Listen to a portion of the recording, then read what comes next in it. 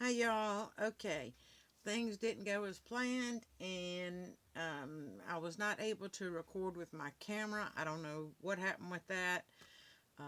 As I told you, I am technologically challenged. Don't do so well with that. So right now, I'm going to continue on with my phone as I have been. I'm going to try to link these two videos together. Right now, I want to slow down for just a minute. I forgot to mention a couple of things as we were going along. And I want to go back and touch on those, and then we'll continue on with what we were working on. So first, I wanted to I forgot to give y'all how I made this little uh, journal. These pages are actually 8.5 by 11, just standard copy paper size pages. I folded the paper in half. Actually, I did not fold it in half. I cut it in half. And once I cut it in half, then I ended up with this size. And then I simply just folded that in half, and then I put one inside of the other to make the inside of the journal. So I didn't measure anything. I literally cut it in half. So 8.5 would have been 4 1/4. So this is going to be 4 1/4. And then the full size of the page folded in half. So when it's folded in half, it'll come out to about 5.5. So about 4.5 by about 5.5.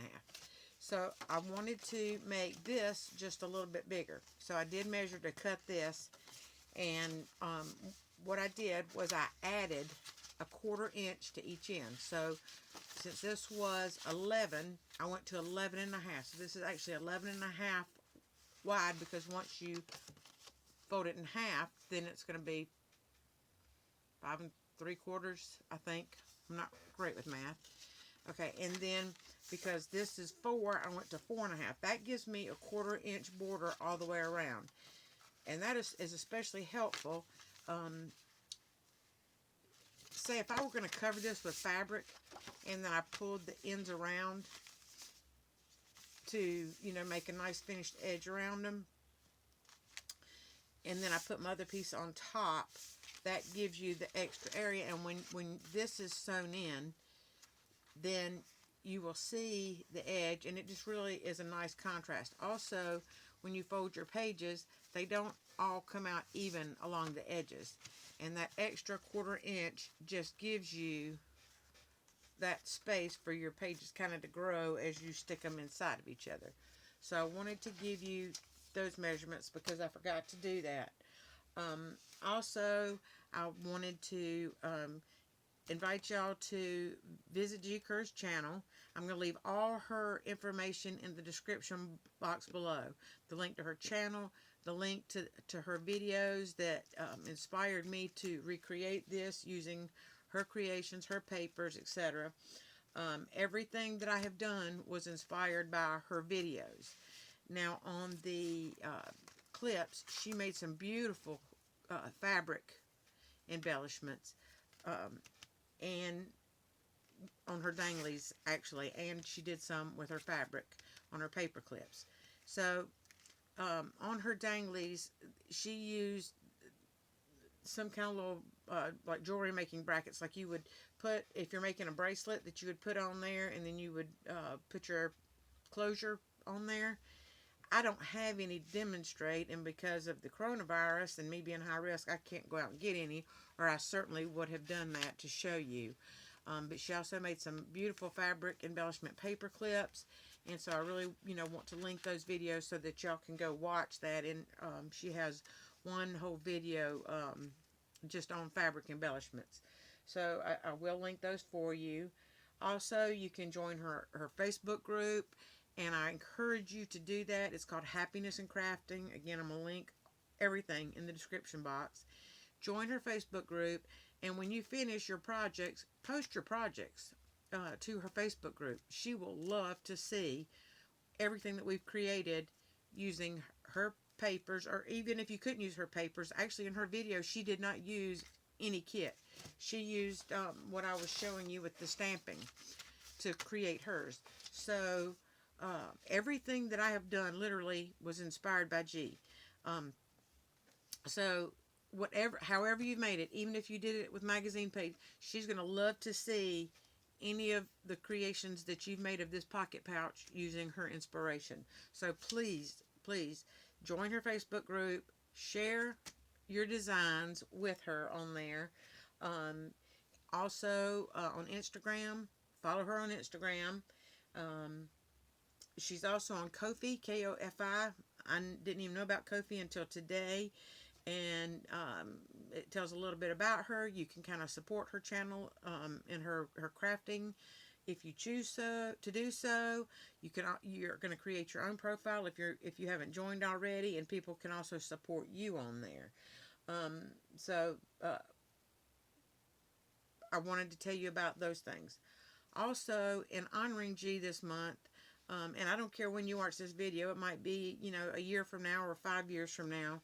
Whenever you do, this is to honor the contributions of G. Kerr. So make something for her. I don't care if it's a card, a tag, an envelope, a page, whatever you feel inspired to do, to send to her with your name, where you're located. Maybe you're in, Tacoma, Washington. I'm in Elgin, South Carolina. Somebody might be from somewhere in Australia, or like Melbourne, Australia, or just wherever. Put your name and where you're from, and write her a little note of how she has inspired you, what her channel has meant to you, what her designs have meant to you, what her Facebook group, whatever it is that has touched you. Let her know. It's just a way of encouraging her. That way she'll have these things from us. She can make a journal from people like us all around the world who love her and support her and are so thankful for all that she shared with us freely, and just to give back a little bit. You can go to her Etsy shop, and I don't think I mentioned to visit her Etsy shop. She has absolutely gorgeous papers in her Etsy shop. But you can contact her through her Etsy shop, get her mailing address, and send it to her there. If you don't want, if you're in the United States and you don't want to mail something overseas, I'm going to be sending something out from here, from the United States, on June the 30th. Or let's just say July 1st. So I need to receive anything that you want me to send in my packet to her by June 30th, so that on July 1st I can do one mail out to her. She's actually in Portugal. So if you want me to send it, I need you to send it to me. Just contact me. My contact information is also going to be in the description box. And you can contact me by email. My snail mail address will be in there as well. So however you want to do that. If it's after June 30th of 2020, please send it to her on your own. So I wanted to do that. Let's see. I am going to be doing this whole thing in slow time, or regular time, where I'm actually making this from scratch, and it will be called something like Craft with Me Pocket Pouch inspired by G. Kerr. And that way you can see every step of the way what I did and how I did it in slow time, so that you can actually do it at the same exact time. Excuse me, I've got to move around just a little bit. I just stuck my foot in the trash can. And I want y'all to craft with me, and that way if you have any questions, you can let me know. I also forgot to mention that when you have your,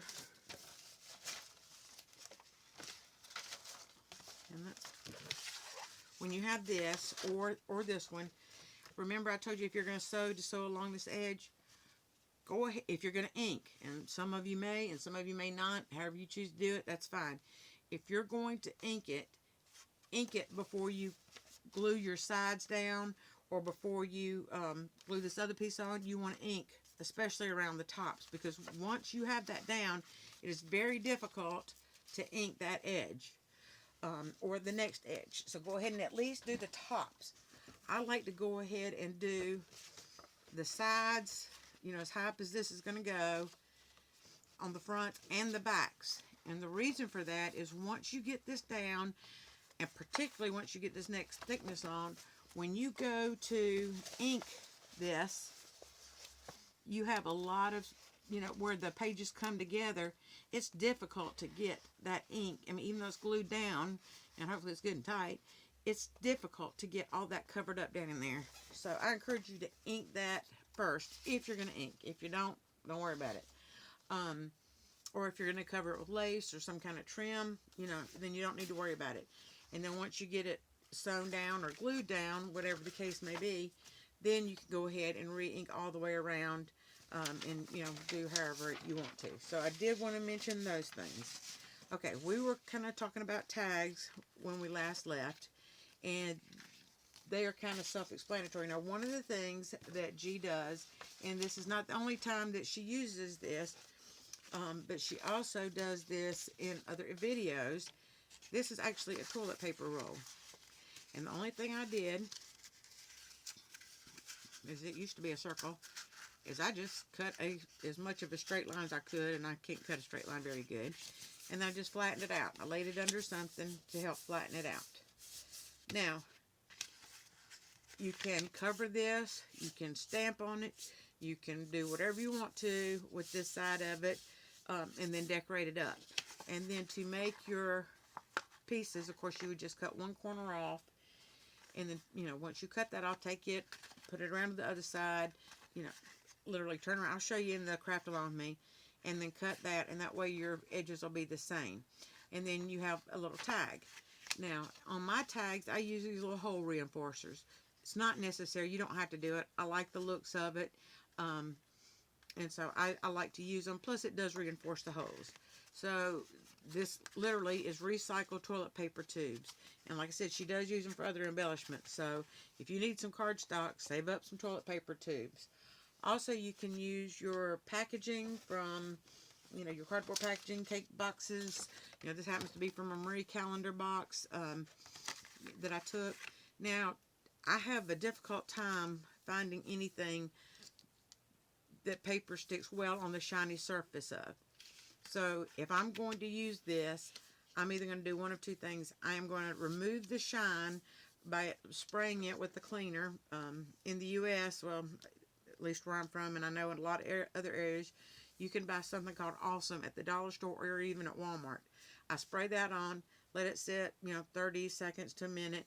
I wipe it off. It removes the shine. Then anything will stick to it. Or you can use gesso, clear or white, it doesn't matter, and gesso over it, and then anything will stick to it. So any kind of packaging, and that leaves this side for journaling.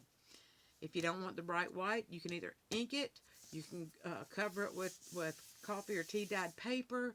You can do whatever you want to with this side to make it whatever color you want. On these toilet paper rolls, I kind of like the color of this, and I probably wouldn't cover the back. I would just let that be for the journaling space on the back. If you don't like that color, again, you can cover it or do whatever you want to with it. So this is an alternate way that you can make tags if you don't have any cardstock, or, if you don't want to glue the pages together to make, a thicker page for cardstock. So that's just a couple of things I wanted to mention. Now, I'm going to move on back onto this, and I should have taken these off before I came on, but all I'm using here are bulb pins, and if you've never had any, they're simply safety pins. Let me see if I can get that close and it'll focus. They're simply safety pins that have been made into the shape of a bulb. So safety pins absolutely work fine. And then in one of the projects that I'm going to be finishing up, I'm actually going to use the safety pins instead of the bulb pins. I find that the bulb pins can be a little expensive depending on where you get them from. So, if you don't have any, don't worry about it. Use regular safety pins. You can buy a great big old huge thing of safety pins for, $1 or something like that. I know sometimes the Dollar Tree has them, Walmart has them, just craft stores have them. So safety pins work fine. If you don't like the silver safety pins, you can always use fingernail polish to paint them with. The only thing is, if you use fingernail polish, open them up first, because if you paint them with it closed, you're probably not going to get them back open. But if this is a safe, I've got a whole thing of safety pins. Oh, bear with me just a moment, y'all. I had a whole thing of safety pins sitting here. I mean, a great big box of safety pins. And I just open them up. I hang like this. Well, actually, I hold that while I paint this, and then I hang that up, and then I kind of take my little fingernail polish. And you, at the Dollar Tree, you can get, bottles for $1. And most of the time, I'm able to find 2 bottles for $1. They're little tiny bottles, but how much are you going to be using? If you have some paints, and I'm not sure, I haven't tried paints on them, but I'm sure some kind of paints would work. I think the acrylics would probably scrape off over time, which wouldn't be a bad thing because then it would look more worn. All right, I'm going to move these out the way for now, and I'm going to show you how I embellish this. Very simple. And I need to glue that down a little better. One of the things that I have learned from G, and that I need to always remember, her creations are so elegant, and 99 times out of 100, they are so simple. It's like a simple elegance.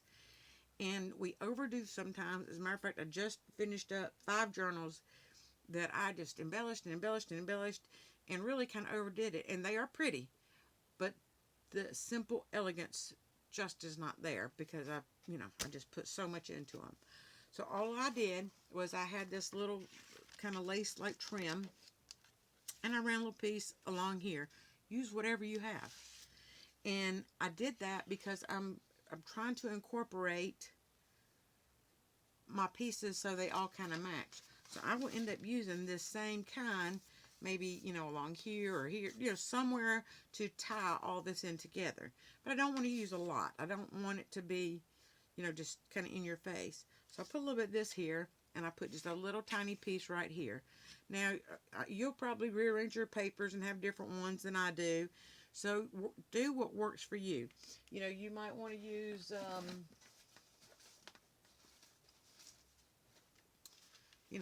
a frill. You might want to use something like this, which I did use on the little tags. I'm sorry, the paper clips. Something like that. I mean, there's just, and this has little hearts. I mean, there is whatever you have on hand. And go to flea markets, yard sales, thrift stores, whatever, and you can usually get a big old wad of it somewhere for just about nothing. And then I had this little tool, and I just popped it right under the butterfly, and then I put the butterfly on here, and this butterfly I cut out from the papers, just a background paper, one of the ones that I'd messed up printing on. I stuck it on that tool, and then just put this little piece on here. I used it. I could have used a little pearl on there, a little bead on there. I didn't have to put anything on there. I could have, again, taken a drop of fingernail polish and put it on there. And, a drop will give it a little raised finish, and it's a little glossy. So whatever you have is okay to use. If you have, metallic acrylic paint, you can put a little drop, there if you even want to drop. If you don't, that's okay too. I had some eyelash trim, and actually what happened was I did not have anything up here, and then it dawned on me I didn't have anywhere to hang my little dingly danglies, as G calls them. And so I grabbed a little piece of eyelash trim, put it across here. Again, you can use a little piece of lace, just any kind of little piece of fabric that you have, whatever you happen to have. If you just have just a plain piece of fabric, these scissors probably are not going to cut fabric. These are my paper scissors. They did. And you may just want to put a little piece of fabric, just anything that you can put down to hang your little pins, whether they're the ball pins or regular safety pins, whatever they are. The only thing is you don't want to glue it hard because you're not going to be able to stick your pins if you glue that completely hard. I mean, you can, but it's more difficult. So, just kind of a light strip of glue in there. Just kind of stick it on there and leave it where you can attach things to. I didn't do anything with this, which I could have, but I didn't because all the tags, that are going, you're not going to see it anyway. Up here, I just took one of the little words, put it down, stuck a little piece of bling on there, and that's it. That's all that I did to that, and it really, I think, turned out very simply elegant. And then I showed y'all the back, I think, where I had stamped that. That's all I did back there. I'm not going to do anything else. That looks good enough just like that. If I wanted to, I could take a tag or, one of the images, cut it out. And I might later, but right now I'm happy with that. I think it looks good. It's the back. And I'm happy with that. Okay, so in the craft with me, I'm going to sew at least one of the journals in so y'all can see that process in case you don't know how to sew your signature in. And so I'll do one of those, on camera so that y'all can do that with me. We'll make tags at that time, or at least a couple, and then, y'all know how to do them and can go on from there. But it kind of gives you some different ideas of things to do. These paper clips were really easy. In the kit, she had various sizes of these little cards, and I just cut them out, and I glued a piece of cardstock, or you can use two pieces, of your tea stained paper or coffee dyed paper together to make a piece of cardstock. And I just stuck one of these to that with the paper clip in between. To get the paper clip where it was hidden, all that I simply did was on the back piece, as I took my little hole punchers, and we'll say that this is, well, we'll just say this is the whole thing, and I just took my little hole puncher and halfway, I just went halfway like that, made a little notch, and when I stick my paper clip, it goes down. Then I put my little card on top. Yes, I've got my paper clip in there. I glue that down, and I actually used hot glue when I did mine because I wanted them to go quickly, and I wanted to put a lot of hot glue right around that paper clip so it would stay. I stuck that down just like that. Of course, this extra wouldn't be here. Or actually, you could do that and then just cut around it. And then your paper clip will be hidden. You won't be able to see it even if you don't add the little trim up here. So that's all that I did with those. So that's how I finished that. Now, like I said, I'm going to go back and I'm going to cover the backs of these so it'll have journaling space and you're not going to actually see this paper clip. I'm at least going to cover, the paper clip portion. But it'll still work where you can stick it down on there. And then all I did was I took a little piece of lace that I had and stuck it up here. This was just an old scrap piece of lace off of an old doily. I stuck it down here. Here's just a little piece of scrap fabric. I mean, a little tiny piece. And by the way, don't throw any of your scraps away. None of your paper scraps, none of your fabric scraps, nothing. I don't care how little they are, because by the end of this whole month, we are going to make collage pages with our scraps, and you will be really glad that you have them. And then I took one of these little, what are these called, mulberry paper flowers, stuck it down on there. You can use anything you have. It doesn't have to be a flower. It can be anything. And then I stuck a little piece of bling on there. So that's all I did for that one. On this one, I happen to have these little crocheted bows. And this right here is a piece of ribbon that I had cut up in kind of circle-ish shapes, because I can't cut circles. And then I just slit it, and I can show you how to do that in a different video. And then you just take a candle, you light a candle, and you hold it with some tweezers over the flame just so it curls up a little bit, and you get a little flower look. And then I just put a little gem in there. I ran a piece of lace across top. That's all I did. And on this one, I ran another piece. So all of these kind of tie together because I used the same little trim here. But all of them are very different in design. Again, I took a scrap piece of fabric. I took a piece of this that kind of ties it with, again, the outside of this. And then I put one of these little crocheted little flowers and then a little gem. That's it. And that's all there was to these. I mean, they were so simple to do. So you can do them however you want to. There's tons and tons of pieces with this kit. And this is not the only project we're going to use this kit on. So, but, I mean, you can print it off as many times. The wonderful thing about buying printables is they're yours forever. And so once you download them and save them to your computer or your little drive, they're yours to use from now on. Now, when you put pieces on your pins, you can put as many or as few as you want. Stick with odd numbers. The human eye likes odd numbers. When it's even numbers, it tries to divide them out. When it's like little clusters like this, it's not such a big deal. But anytime you're placing stuff down, you want it always to be in odd numbers. Now, on these words, and you'll see them in the kit, she provides lots and lots of little words. I just took the words and I put I did some with the glossy accents, and I did some with clear fingernail polish. Believe it or not, I like the ones with the clear fingernail polish. I think they smoothed out better than the ones with the glossy accents. And you cannot tell, which is which. They both came out just equally as shiny and equally as nice. So that's all that I did, was put some glossy accents on those. I did ink the edges first, and I may go back with some gold paint, since I've got some little trims in gold. I'm not sure that I will. And just maybe gently with my finger, just a little tiny bit. I don't know if I will. We'll see. But anyway, I took another little piece of this.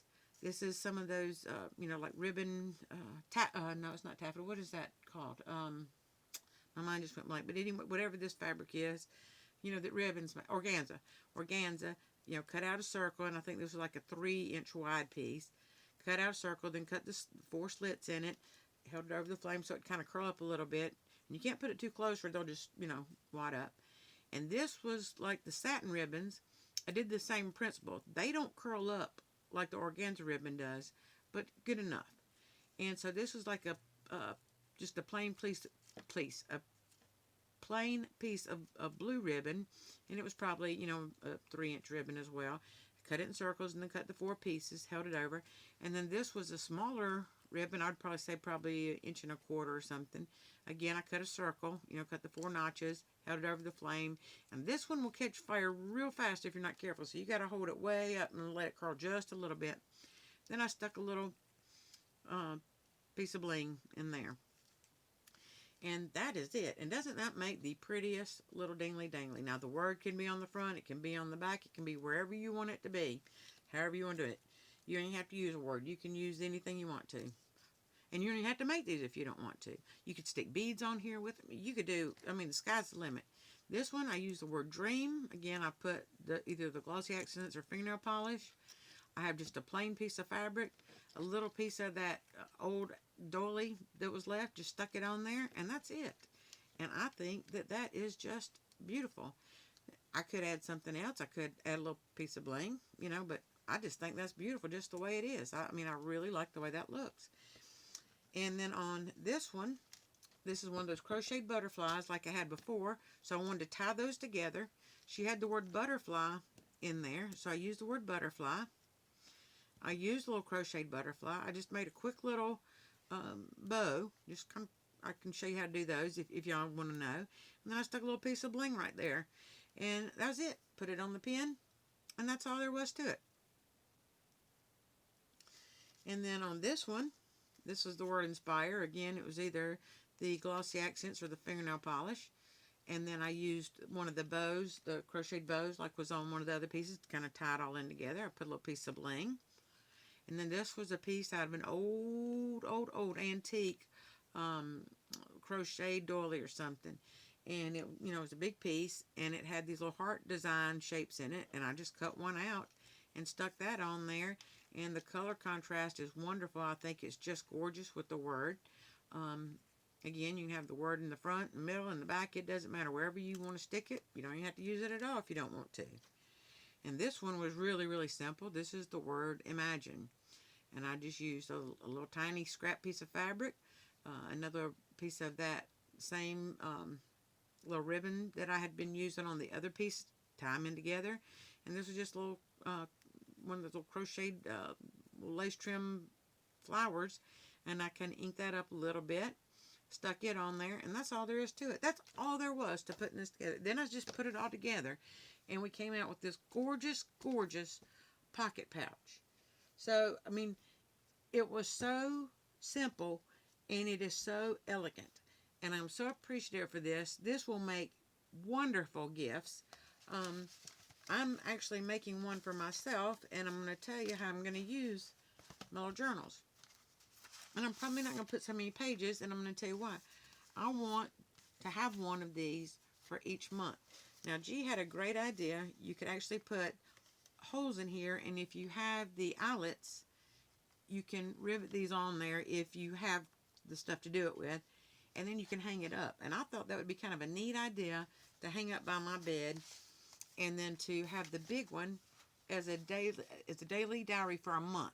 So I would probably just do you know, I don't know, 7 or 8 pages, because then by the time you say if we used